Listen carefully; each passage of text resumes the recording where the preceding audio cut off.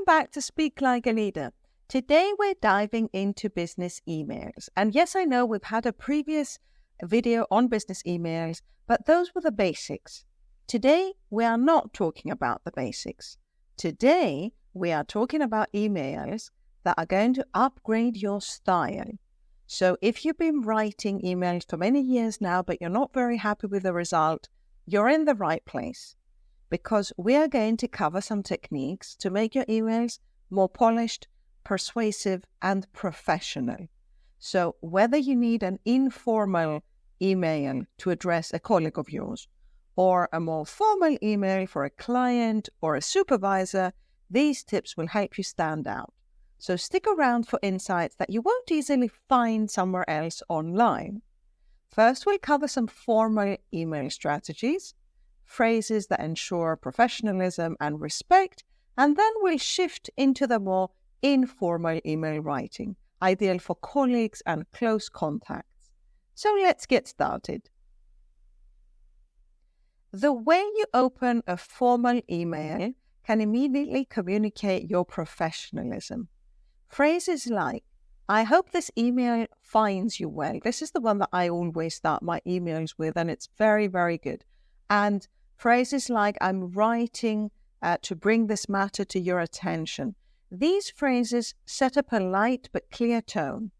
Using formal language shows respect for the recipient's time and role, especially when addressing higher-ups or clients. So you have to be careful of the relationship and context when crafting your opening statement. Now, let's move on to how you can say thank you, but in a formal way. Expressing thanks formally should be more than just a thank you. Here are some nice phrases that you can use. Thank you for your prompt attention to this matter. I greatly appreciate your thorough work on this project. Your support in this project is invaluable. Thoughtful expressions of gratitude in formal context can really strengthen your professional relationships and build trust, appreciation, and respect over time. Now, sometimes you say thank you, and sometimes you make mistakes. We're humans, we all make mistakes, and we need to apologize. And many of my students ask me, how can I do that in a formal way? So apologizing in a business context must convey professionalism. You can use phrases like, please accept my sincere apologies for the oversight or for the mistake. I regret any inconvenience this may have caused.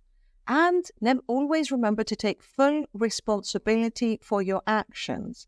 I take full responsibility for this, and I'm willing to compensate your time, effort, and money in this or the other way. So you acknowledge the mistake without diminishing the impact. Be sure to take responsibility and offer a solution if possible, because owning up to mistakes shows integrity and maturity in your professional communications. Now, expressing concern or disagreement in a formal email requires some careful wording. You want to maintain your respect while addressing the issue at hand. So phrases like, I understand your point, but I believe there might be another approach to consider. Or I appreciate your insight on this matter. However, I have a different opinion. Or I am concerned about how this is going to have a negative impact on our company. Okay, these kind of phrases allow you to introduce your opinion without seeming dismissive. And this diplomatic, in a sense, language helps to keep the dialogue productive.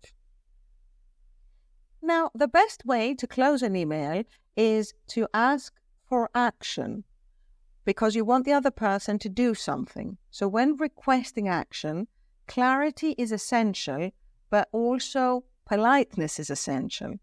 So you could use phrases like, could you please provide an update on this issue? Or I would appreciate it if you could give me an answer by tomorrow, for example. These phrases are direct, but not demanding. Adding phrases like, when you have a moment, softens the request, especially when dealing with clients or higher-ups. Being polite while requesting an action can help maintain smooth communication. And lastly, you get to close. But don't forget that your closing should also match the professional tone of your email. Phrases like, thank you for your time and consideration, show respect for the recipient's efforts, and I look forward to your response, invite for further action. Always end with a formal closing, like best regards, or if it's very formal, yours sincerely, to maintain that appropriate level of professionalism. Now, how about we put all these expressions together in one formal email so we see how it blends in?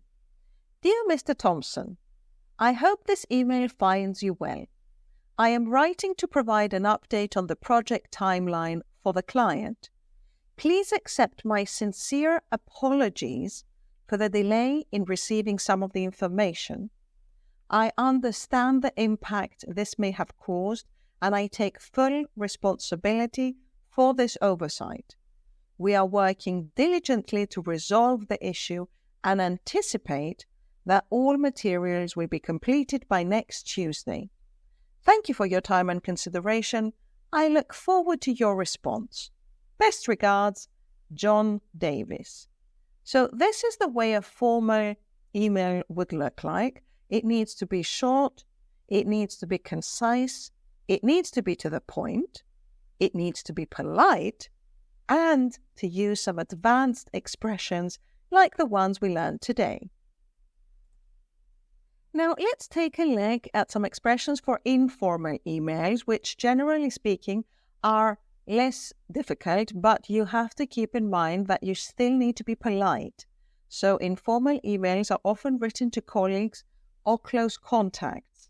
You can be friendlier, as we said, but you should maintain professionalism.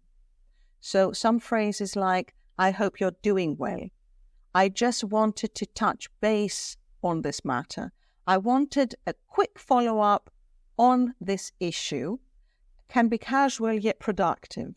This tone works well when the relationship is established and the subject matter is more routine and less formal. Now, in informal emails, keep expressions of gratitude short but sincere. So phrases like, I really appreciate your help on this. Thank you for getting back to me so quickly. Or I can't thank you enough for your help in this matter. Convey appreciation without being overly formal. So you're still maintaining a professional tone, but with a conversational touch in a sense.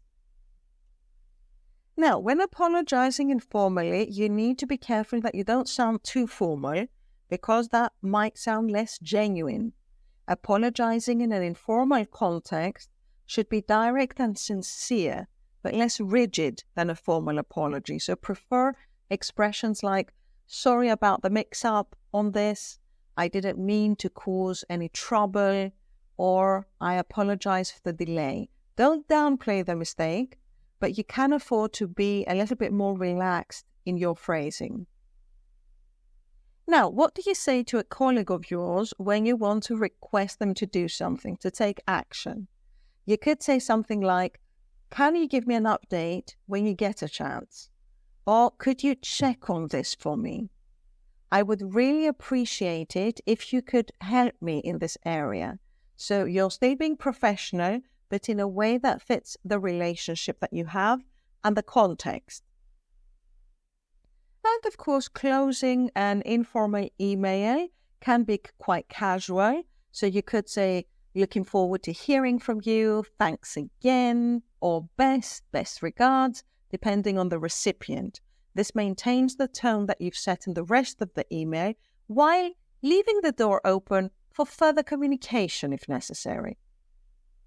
Now let's put all this together in an informal email. Hi Sarah, I hope you're doing well. Just wanted to quickly follow up on the timeline for the project. Thanks so much for getting back to me so quickly the other day. It really helped me adjust our internal schedule. I am concerned that we might still be a bit behind on the client deliverables, and I apologize for any inconvenience this has caused. When you have a moment, could you let me know if that works on your end? Really appreciate your help with this. Looking forward to hearing from you. Best, John. To wrap up, remember that whether formal or informal, your emails should always reflect professionalism and clarity. Subtle shifts in language can elevate your business communication, so use these strategies to tailor your emails to their context, and you'll always leave a strong, lasting impression. Thank you for watching, and be sure to like, subscribe, and comment below if you found this video helpful. See you in our next video.